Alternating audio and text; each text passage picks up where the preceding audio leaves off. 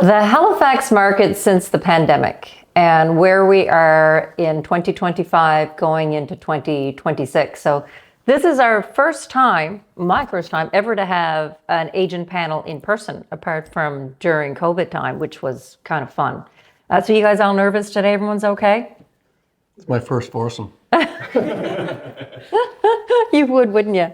You know, on that note, we'll start with you. I'll just get you probably introduce yourselves first. My name's Ian Angus. I'm with Royal LePage Atlantic. Been there 17 years. Wow. That's great. That's getting old now. 17 years. Getting old, yeah. And I'm Matt Hansberger. I'm the broker at Royal LePage Atlantic, or one of them anyway, and I've been there for 21 years now. And I'm Jackie Rostick Holder, also at Royal LePage Atlantic. Not sure how many years, but in real estate for 13. Yeah, that's great.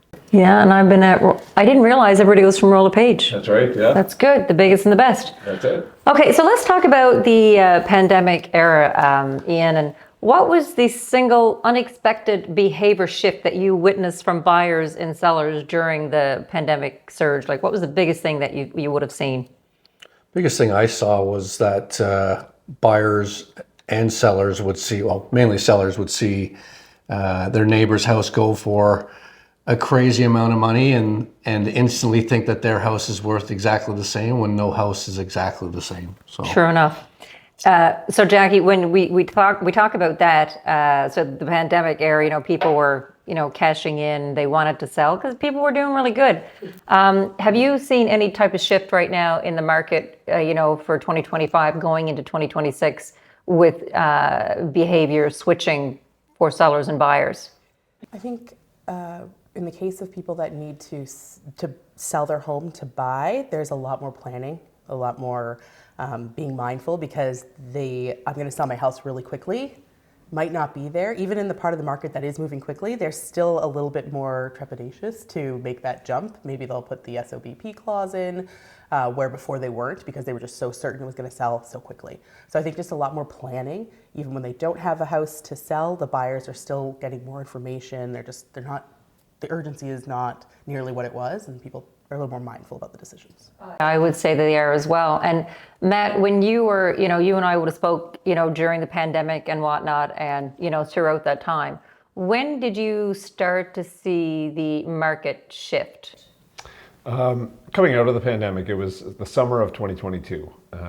Basically we saw a little bit of a pause in 2021, about a year in to the pandemic, and everyone starting to really look at investment as an investment opportunity.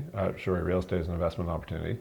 And we thought, okay, well, this might be the slowdown here. And then it went for another full year. And then around August of 2022, we started to see, volumes really started to tail off, listings tailed off a little bit. And so we just started to make some decisions that this was going to be the time, and it's been the better part of 3 years now that it's been this kind of market condition. So during COVID, even Ian, we would have had, the frenzied sales. You'd have, let's say, 40 showings on a weekend, and people were listing below market value at that time. Are you doing anything currently now to have a frenzy on any of your listings, or do you think those days have sailed? I don't think those days have completely sailed away, but it depends on the price point, and in my case, the area. I think that, if you have something that's going to be listed under $500,000, you can still initiate that frenzy by pricing it aggressively and getting a bunch of buyers in there and competing. A lot of people aren't doing that now, simply because, people are in a position where they just want to get the house sold and move on, and they don't want to wait a little while. I mean, I see lots of homes selling, claiming they've sold in 2 or 3 days, and I just don't think that 2 or 3 days is enough to get top dollar for your home. I see that. Jack, have you had this experience this year? I would have listed properties at, this one particular property I listed was at $499. And I'm thinking that makes sense, because anything else in the neighborhood that was, up to date was over 700,000 that had sold. I was getting lowball offers at $499.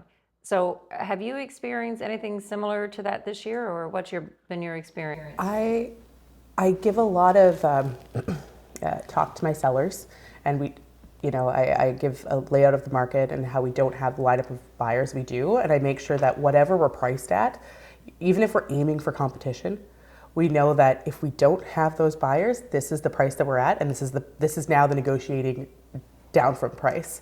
So as long as my sellers are good with that, then we're good to go. Now you hope for the competition, but that, I guess, prepping, I think has been helpful for them to be less disappointed when those, they hope for the competition, they want the competition, but when it doesn't come, we've already had the talk of now this is the point that we're negotiating down from. If we don't get that competition after our 4 or 5 days on the market or whatever it is, then we're not getting $499 more than likely. If we get really lucky, maybe, but it's going to be less. So, Matt, did you see, I think it was last month that a property went over $150,000, closer to two? Did you see that? I did, yeah. What are your thoughts of that? I was not happy when I saw it. I mean, I'm happy with the seller, but I wasn't happy when I saw that. Yeah, I mean, ultimately, that's probably the cause is something what you were describing with Ian here is that someone has tried to create a bit of an auction type scenario, right? And I think the days of doing that are, for the most part, gone. Although I do agree with Ian, there is a price point where that still is a strategy that makes sense. But ultimately, I think today's advice should be, hey, listen, let's price this as close to fair market value as we can. We're going to get a rational buying process happening here, and we can all kind of move forward with that. And to me, that's the flavor of the day these days. Ian, you do a lot of your business out in, the BLT area. What would you say your average price point is out there? I know it's all over the point. Well, with all the new construction you guys have in Brunello. No, but okay, let's take that out of the equation. Raise that up, but no, I always take that out of the equation, the new construction. The average price point out there is in the 540 to 570 range. Okay. Would be the average. If you're looking at, that's detached and semis all combined. If you're looking strictly at semi-detached homes now, you're probably in the 425 to 525 range, depending on the age of it, if it's got a garage, if it's on a lake, stuff like that. So with that price point, have you, and where you do a lot of listings out there, talk to me about the deals that you've been experiencing. Have you seen deals fall on inspection, financing, or buyers getting cold feet, or your deals are going through, been no issues, or what have you been seeing in there? Well, if there was a piece of wood around here, I'd knock on it because I've been lucky enough not to have any really major issues. I've had a couple of deals fall apart over financing clauses, people not getting all their ducks in a row, claiming that they did, but because of the price point, there's another buyer interested in it. So I really haven't seen that, but I know that the market has definitely changed in that area and other areas as well, because I don't just focus on one area. It'd be wrong to keep all your eggs in one basket. But when I see homes, the average sale time now is 2 to 3 weeks for stuff under 550 in the area, when it used to be under 10 days. So it's doubled the time on market. Prices have kind of leveled off, and there's some disappointed sellers out there that think they can get what their neighbor got 2 years ago, and unfortunately that's just not the case. No, and I've had to have those conversations as well. And Jackie, we hear all about in the market about the housing inventory. I'm going to get away from the affordable housing, but the housing inventory, we're in a shortage. But when I look at the market, only 26% of the market is actually selling, right?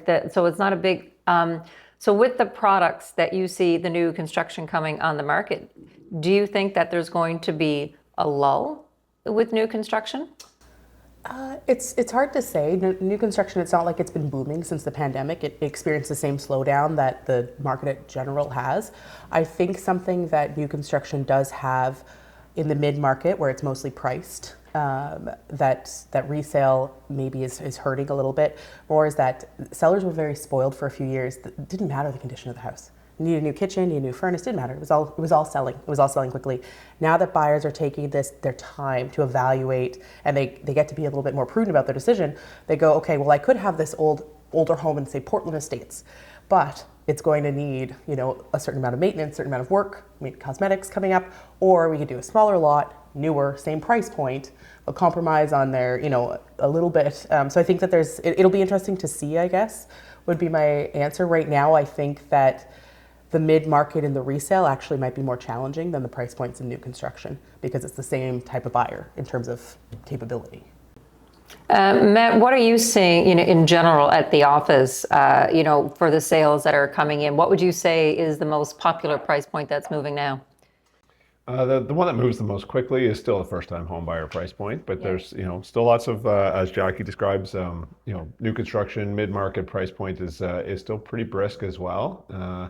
Luxury is one of those things that's not as affected by market trends generally, but I think that's where you have the biggest divide between perceptions of buyers and sellers. Buyers are coming in and saying, oh, the market's falling, I'm reading Toronto, Vancouver news, and so I'm going to come in and lowball, and sellers are saying, oh, it's still 2022, I'll ask whatever I want for this house, right? And so you get this big gulf between what they're willing to pay and what they're willing to take. And so that does cause for a slower transaction to happen for sure. And also when you get up to that point of the market, the motivation to move is just lower. Like if I'm paying $3,000 a month in rent, I'm motivated to want to go buy my first home. But if I take myself and my wife as an example, like our house is a nice enough house that we could continue to live there for 3 or 4 more years if we wanted to. We don't have to move, but doesn't mean we don't look at houses every once in a while, but there's just not the same urgency, and I would call us typical of that part of the market. So if you were looking at 2026, Ian, what metric would you be looking at the most? Is it the number of listings that are coming, the sales, the days on market? What do you think is the thing that you're going to pay attention to coming into 2026, or is there anything in specific? There's nothing really specific. I mean, when I'm listing a property, I focus mainly on that property. I'm not really concerned what's going on with the other properties out there because they're not exactly the same and they're not being represented the same either. True enough. I could lie if you want. But anyway, no, I think that the days on market, for when you're meeting with a client for the first time and you're doing your market analysis for them and you're trying to build rapport with them, having that information obviously is super important. I go to a lot of appointments and there's been someone in before me, but they just came in and looked at the house and now they're going back to the office to crunch the numbers, right? Because they don't know the area or they're newer. But the concern I think a lot of sellers have now is how long is my house going to stay on the market? So the days on market is pretty important. Obviously the price is the most important thing to them, but pricing it accurately is the most important thing. And the price changes that I'm seeing, it was so funny. Last January, the prices were really high. And then during the spring market, they went up again. And then I saw them come down. And I'm seeing the market change now every 30 days almost. Matt, with you're doing the stats the way I do. Are you seeing that change or? Yeah, for sure. I mean, I think you often see this time of year where kind of get through that spring market, people realize, okay, well, the window is closing now for my opportunity to sell this year, right? And so 2 things happen. We get more properties that just come off the market until next February, next March. And then you have the people who really do need to sell. They start to get more aggressive in competing with each other. So, you kind of understand the seasonal cycle there is impactful, but it also is, a little more pronounced when you're in a market that's slow like this. So Jackie, with that type of strategy, and I see agents do that, I see sellers do that. Take your property off the market now and put it back on in the spring. Mm-hmm. If you are on the market right now and you haven't sold in 60 days, what's the difference going to be in the spring? Because now you have more competition. Yeah, in exactly. That's one of the things too. Is as long as they recognize that. Sometimes you go, okay, and I'll have this conversation with sellers where we go, do we want to do a reduction right now, where it might go like there's less buyers at the moment, or do we want to start in February, March with that reduced price if we were going to bring it down, or were there projects there? What was the feedback? Was the project? Should we have painted the place? What should we do to put ourselves a better foot forward in the market so that we're not exactly the same place and now we have more competition around us? So you'd have to have those frank conversations. And again, sellers got a little bit spoiled.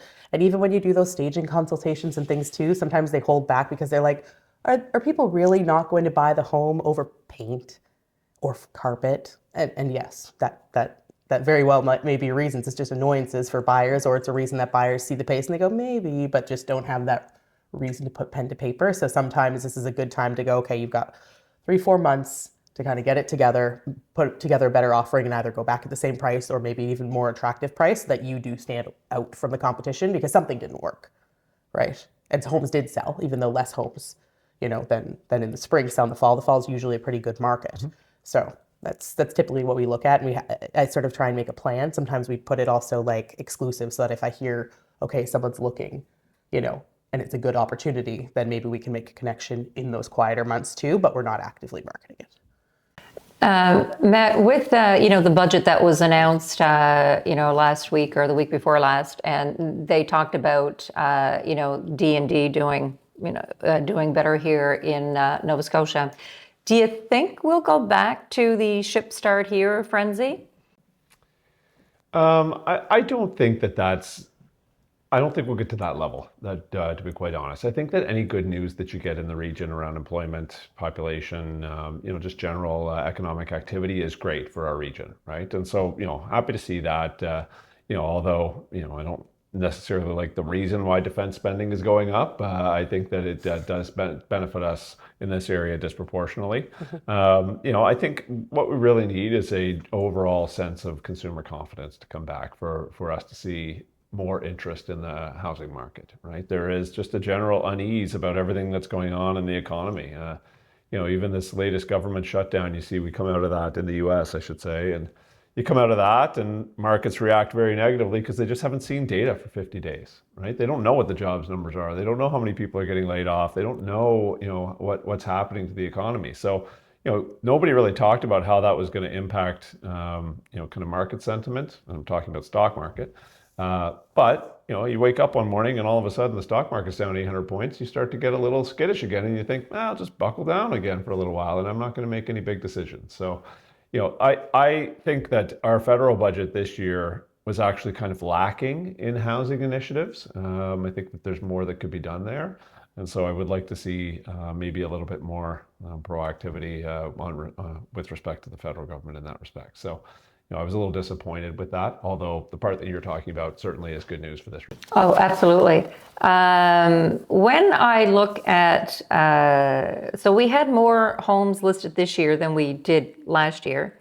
However, I believe by the end of the year, we're only going to be on track maybe to sell about 3,900 homes.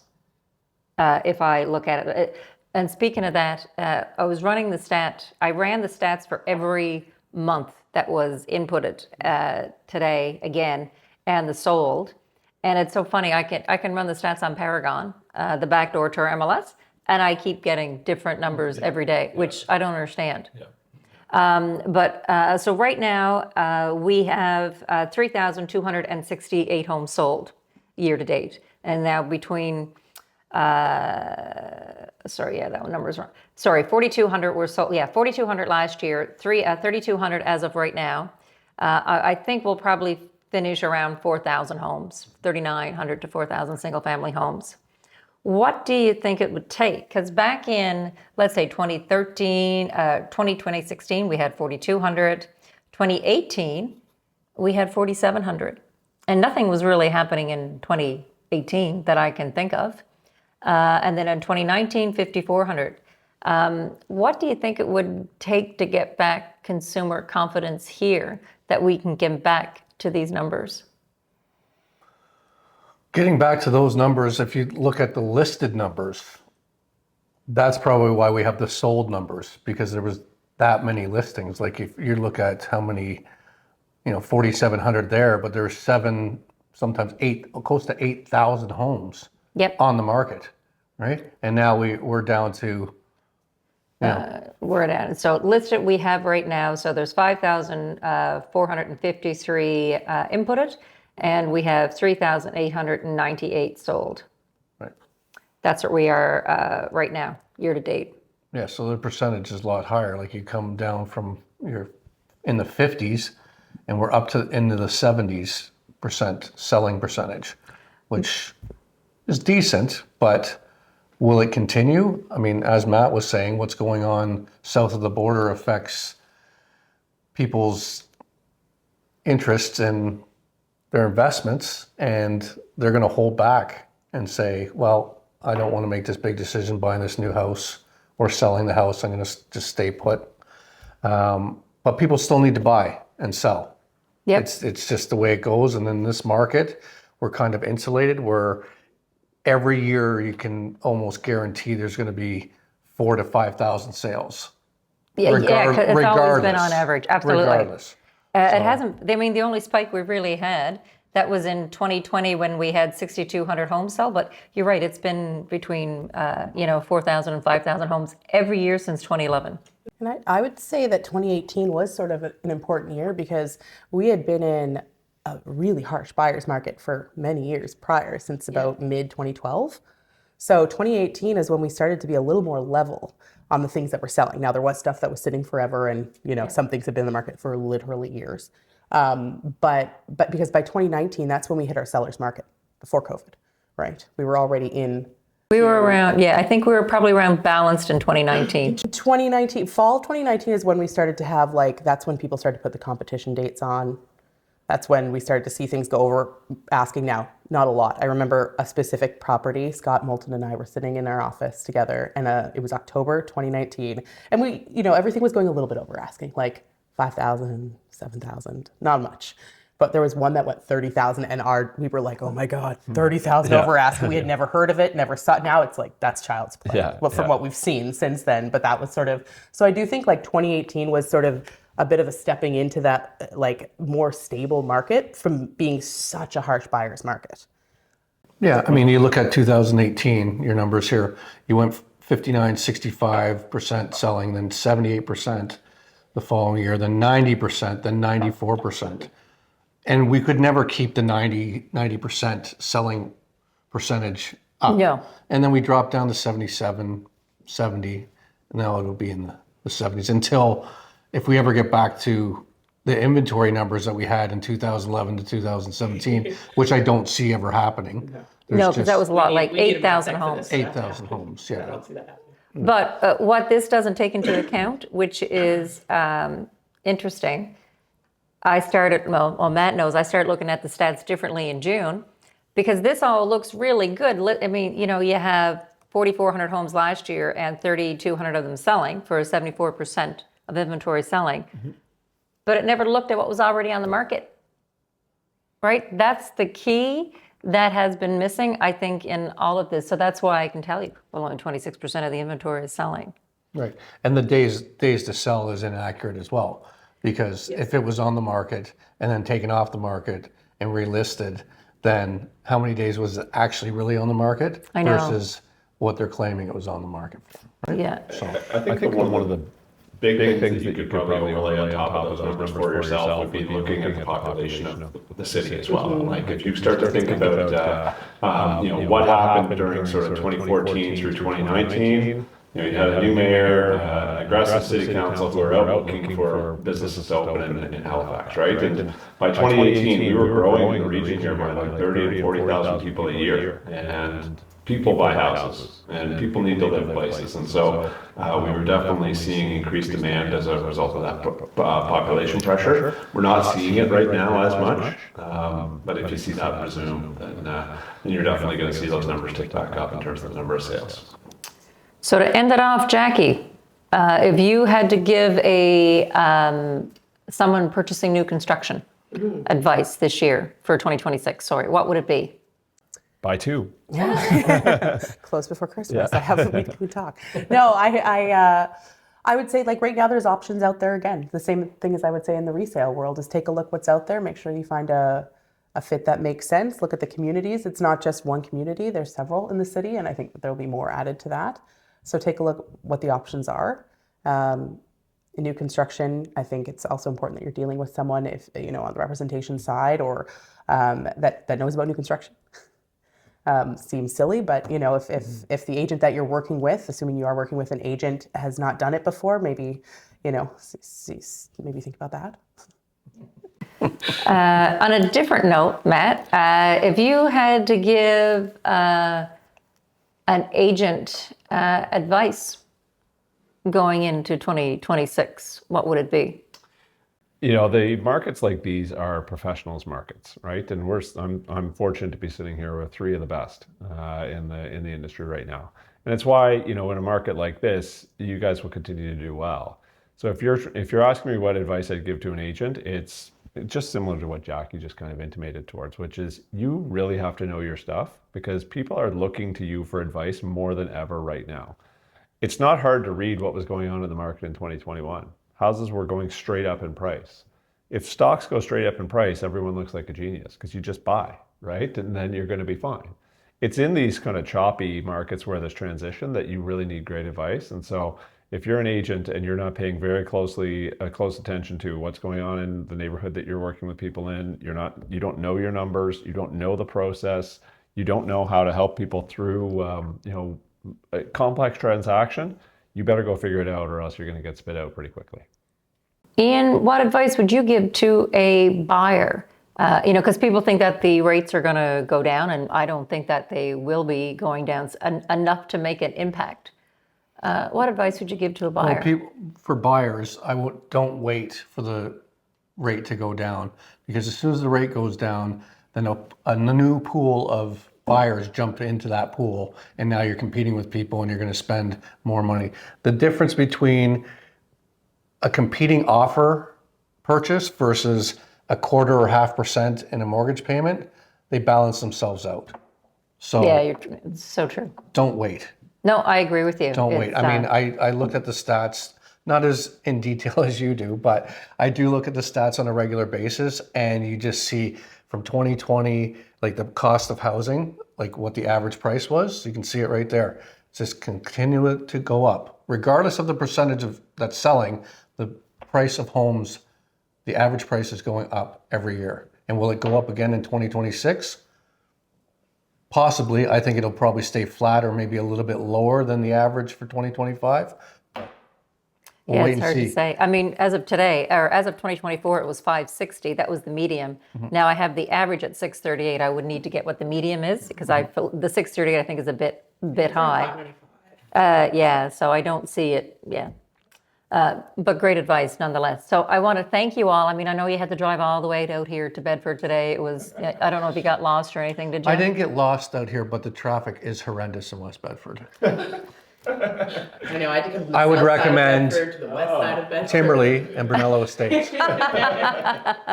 Anyway, thank you all for joining me today.